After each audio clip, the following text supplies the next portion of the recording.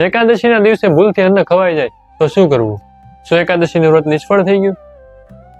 તો જો જાણી જોઈને અન્ન ખાઈ લીધું હોય તો એનો તો કોઈ ઉપાય નથી, પણ ભૂલથી અન્ન ખવાઈ ગયું હોય તો હૃદયથી ભગવાન કૃષ્ણને ક્ષમા યાચના કરીએ કે પ્રભુ મારથી ભૂલ થઈ ગઈ. અને પછી એવું નહીં કે એકવાર ભૂલથી ખવાઈ ગયું તો હાલો હવે એકાદશી તૂટી ગઈ તો આખો દિવસ હું અન્ન ખાધા રાખું.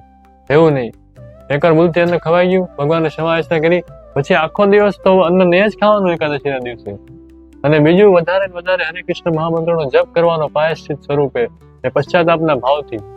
અને ત્રીજું કે દ્વાદશીના દિવસે જો સ્વાસ્થ્ય અનુકૂળ હોય તો દ્વાદશીના દિવસે પણ પ્રાયશ્ચિત સ્વરૂપે ઉપવાસ કરવો જોઈએ.